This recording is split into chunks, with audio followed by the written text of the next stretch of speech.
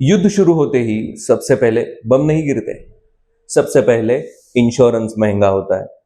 नक्शे पर खींची गई लकीरों को हम देश कहते हैं और उन लकीरों के लिए लड़ी जाने वाली लड़ाइयों को हम कहते हैं युद्ध।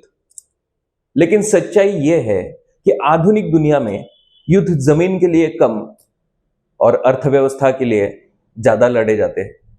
युद्ध बम से कम और सप्लाई चेन से ज्यादा लड़ा जाता है। आज का युद्ध सीमा पर नहीं, समंदर में होता है, तेल के कुओं में होता है, शिपिंग रूट्स में होता है और सबसे खतरनाक बैंकों और करेंसी मार्केट्स में होता है। और इन युद्धों की सबसे बड़ी कीमत दोस्तों कोई सैनिक नहीं, एक आम आदमी चुकाता है।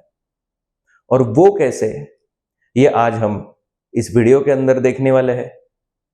नमस्कार दोस्तों, मैं हूं अभिजीत सोनावणे और हम यहां खबरें नहीं, खबरों के पीछे का गणित समझते हैं। इस वीडियो को पूरा देखना, क्योंकि युद्ध कहां हो रहा है यह इंपॉर्टेंट नहीं है दोस्तों। युद्ध का बिल कौन भर रहा है यह इंपॉर्टेंट है।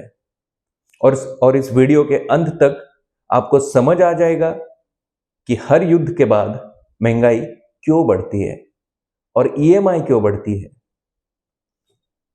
इस युद्ध को हमें किस नजरिए से देखना है ताकि हम इससे बच सके, ये जानने के लिए सब्सक्राइब करके रखिए दोस्तों मेरा चैनल।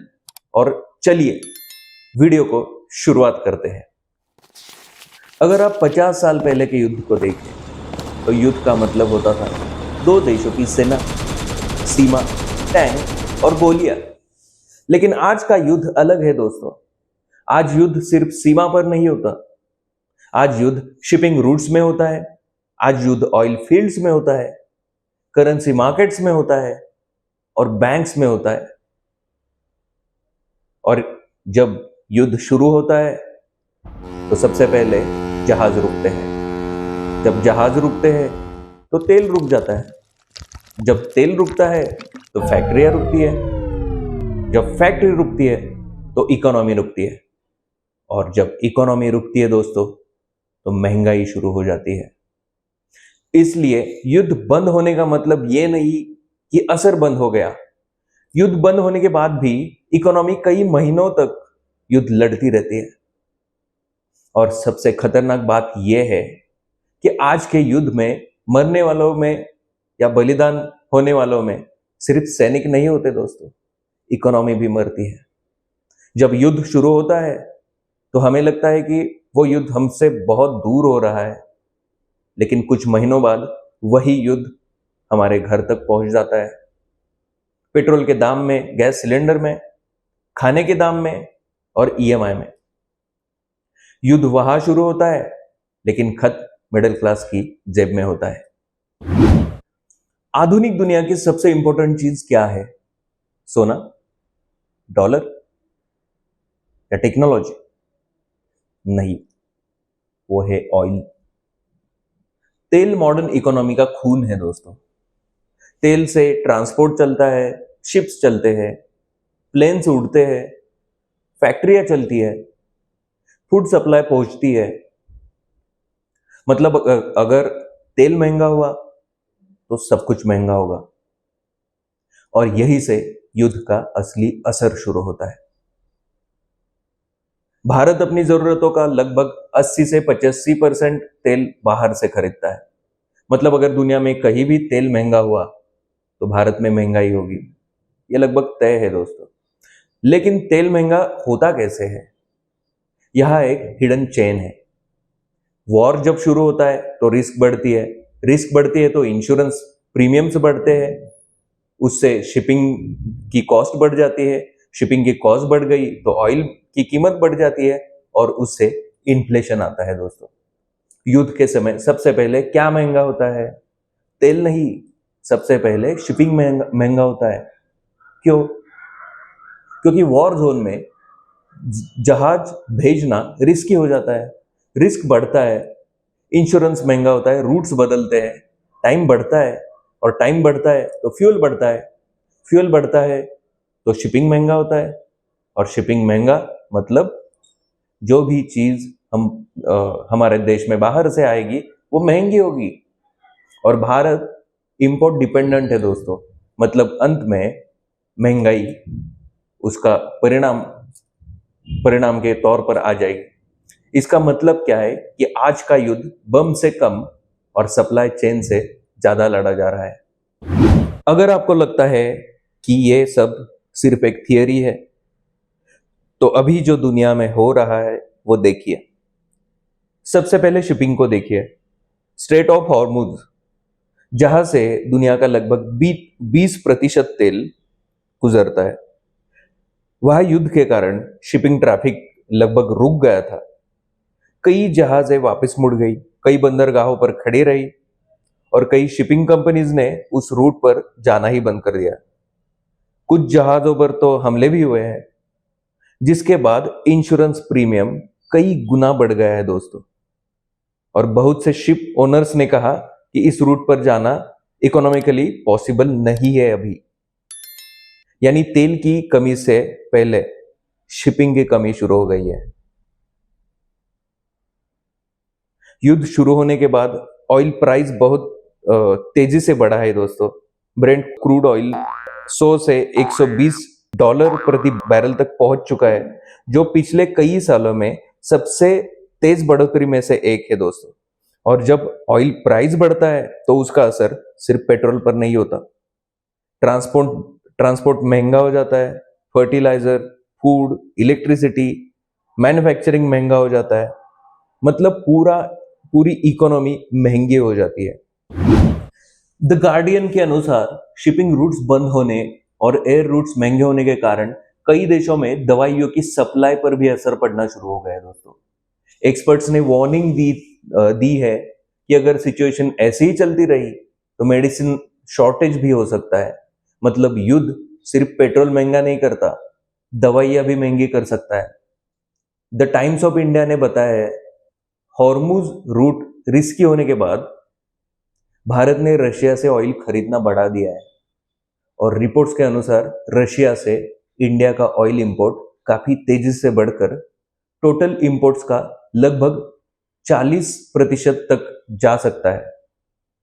मतलब इंडिया को अपना ऑयल रूट बदलना पड़ेगा। रूट बदला तो शिपिंग महंगा हो जाएगा दोस्तों। शिपिंग महंगा तो ऑयल महंगा होगा, और ऑयल महंगा तो आ जाएगा इन्फ्लेशन। वॉर खत्म होने के बाद भी असर क्यों रहेगा? क्योंकि सबसे इंपॉर्टेंट बात यह है, मान लीजिए युद्ध कल खत्म हो जाता है, तो क्या अगले दिन से सब नॉर्मल हो जाएगा? नहीं, क्योंकि माइंस हटाने के लिए महीने लग सकते हैं, जो ईरान ने समुद्र के अंदर बिछा के रखे हैं। शिपिंग कॉन्ट्रैक्ट्स तुरंत नॉर्मल नहीं होते दोस्तों। इंश्योरेंस प्रीमियम तुरंत नॉर्मल नहीं होता। ऑयल सप्लाई चेन तुरंत रिपेयर नहीं होती। एक्सपर्ट्स का कहना क्या है कि शिपिंग रूट्स और इंफ्रास्ट्रक्चर नॉर्मल होने में कई महीने लग सकते हैं। युद्ध सिर्फ बम और गोलियों से नहीं होता दोस्तों, युद्ध साइकोलॉजी से भी होता है। वॉर टाइम में सबसे पावरफुल इमोशन होता है फियर। जब दुनिया में डर बढ़ता है तो इन्वेस्टर्स प्रॉफिट नहीं, सेफ्टी ढूंढते हैं। इन्वेस्टर्स क्या करते हैं? जहां रिस्क होता है वहां से पैसा निकालते हैं, और जहां सेफ्टी होती है तो वहां पर पैसा डालते हैं। और दुनिया में सबसे सेफ फाइनेंशियल सिस्टम माना जाता है यूनाइटेड स्टेट्स। इसलिए हर बड़े युद्ध में एक पैटर्न दिखाई देता है दोस्तों। वॉर शुरू होता है तो इन्वेस्टर्स पैसा निकालने लगते हैं। वो पैसा अमेरिका में जाता है, डॉलर की डिमांड बढ़ती है और डॉलर मजबूत हो जाता है। इसको एक लाइन में समझो, जब दुनिया डरती है पैसा अमेरिका भागता है, और जब पैसा अमेरिका जाता है तो डॉलर मजबूत हो जाता है। अब यहां पूरी दुनिया का सबसे बड़ा कनेक्शन आता है। दुनिया का ज्यादातर तेल डॉलर में बिकता है। इस सिस्टम को कहते हैं पेट्रो डॉलर सिस्टम। मतलब अगर किसी देश को एनर्जी चाहिए तो उसे डॉलर चाहिए। इसका मतलब क्या हुआ दोस्तों? दुनिया को जीने के लिए चाहिए एनर्जी, एनर्जी खरीदने के लिए डॉलर चाहिए। मतलब दुनिया को जीने के लिए क्या चाहिए? पहले डॉलर। अब आप समझ सकते हैं कि डॉलर सिर्फ एक करेंसी नहीं है, डॉलर एक सिस्टम है। लेकिन अब दुनिया बदल रही है दोस्तों। कुछ देश कोशिश कर रहे हैं कि ऑयल डॉलर के बजाय युआन में बिके, कंट्रीज लोकल करेंसी में ट्रेड करें। डॉलर सिस्टम को बाईपास कैसे किया जा सकता है, ऐसे कई सारे मुद्दों पर अभी बहुत सारे देश सोच रहे हैं। और अगर ऐसा हुआ तो ये सिर्फ एक करेंसी चेंज नहीं होगा, ये दुनिया को और बदलने जैसा होगा, दुनिया की पावर बदलने जैसा। क्योंकि इतिहास में हमेशा वही देश पावरफुल रहा है जिसकी करेंसी दुनिया इस्तेमाल करता है। इसलिए आप सिर्फ युद्ध मत देखिए, ऑयल देखिए, शिपिंग देखिए, डॉलर देखिए, इंटरेस्ट रेट्स देखिए दोस्तों। क्योंकि आधुनिक दुनिया में युद्ध देशों के बीच नहीं होता, युद्ध होता है इकोनॉमीज के बीच। जब युद्ध शुरू होता है तो सैनिक सीमा पर जाता है, जब युद्ध लंबा चलता है तो सरकार कर्ज लेती है, और जब कर्ज बढ़ता है तो महंगाई बढ़ती है, जब महंगाई बढ़ती है तो इंटरेस्ट रेट्स बढ़ता है, रेट बढ़ता है, और जब इंटरेस्ट रेट बढ़ता है तो मिडिल क्लास ईएमआई भरता है दोस्तों। इसलिए याद रखिए, युद्ध वहां लड़ा जाता है लेकिन उसका बिल यहां भरा जाता है। और शायद मॉडर्न दुनिया की सबसे सच्ची लाइन यही है, war starts with weapons but ends in economy. आपने ये वीडियो पूरी देखी, उसके लिए बहुत बहुत धन्यवाद। फिर मिलेंगे नेक्स्ट वीडियो में, तब तक जय हिंद।